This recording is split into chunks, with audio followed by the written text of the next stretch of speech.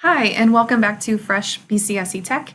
In this short video, I'm going to show you how you can use live captioning features in Google Slides and Google Meet to improve the accessibility of your live presentations and conference calls. So captions are a great way of making your learning environment and content more accessible. Closed captions give all of your students the equal opportunity to access the audio content in case they can't hear it, or it's loud, or they might have a learning disability, cognitive disability, might be an ELL student, might be struggling with some of the vocabulary that's in the audio, or if they're deaf and hard of hearing, they need to have that equal opportunity to understand it through text closed captions. So you can use that feature in YouTube videos, which was an earlier video post I did, but there's also the ability to turn on closed captions in live presentations like a Google Slides presentation or a video conference call through Google Meet. Now, I will just preface this by saying that the closed captions that are created in Google Meet and Google Slides are live closed captions that use an auto-generating system, so they are not 100% accurate. So just know that going into this, that sometimes it might put the wrong word up, or it might mess up the spelling of a certain word or a name or something along those lines. But again, it's an opportunity to provide your students. This is a learning resource that if you don't, then they don't get that same opportunity. So it's always a great option to put out there, and even show your students how to turn these on as well, so they can see some of these different tools and improve the accessibility of their own educational materials and their own projects and things that they create. So if I'm in Google Slides, that's the first one I'm going to show you. And if I go to Google Slides, to turn on the closed captioning in Google Slides, I'll go to Present. And I'll turn on Captions here across the bottom.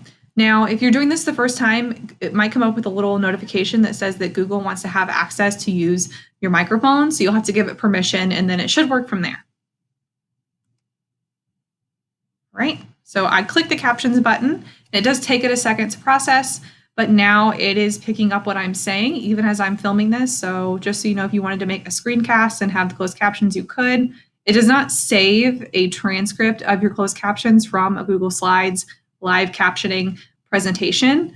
But if you did want to make your presentations more accessible after the fact and to give students closed captions, then you can always make a screencast like I am and have it presenting across the top. Or really, it actually makes more sense to only record your slides and then upload the video into YouTube. And YouTube uses the same closed captioning that we see here in this live presentation to make a closed caption version on YouTube of your recording. So you have some options there.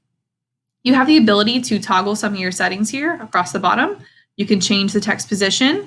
So if I prefer my closed captions in the bottom, you can go there. I usually do the top because I know that in my classroom, I had students who might have struggled to see closed captions if it was on the bottom of the screen because they were way further back in the room. So I usually put mine across the top so my students can see it a little bit better.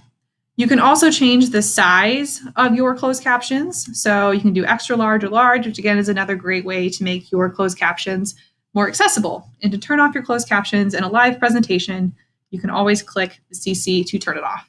And it will pick up whatever is closest to your device where you've given the microphone permission.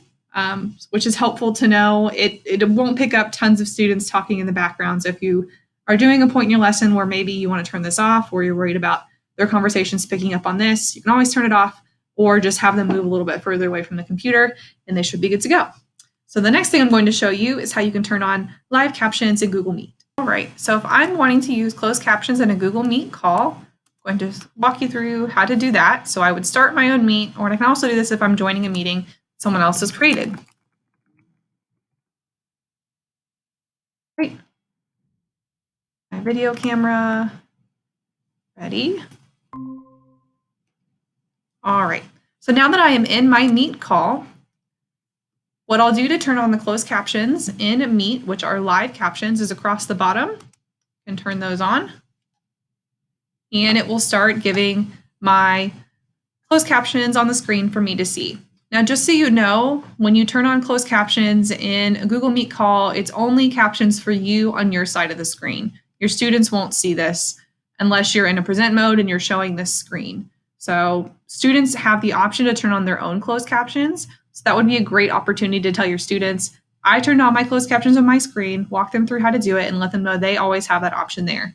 Again, it's auto-generated live closed captions, so sometimes the words aren't always 100% accurate. You do not have the ability to translate those captions yet. It could be on the roadmap, but it is another option there for your students. If you start recording your Google Meet live call here with closed captions on, it does not save the closed captions in your audio recording, but you can upload your audio recording into YouTube, and then YouTube will automatically generate closed captions for you there. So there is a workaround for that.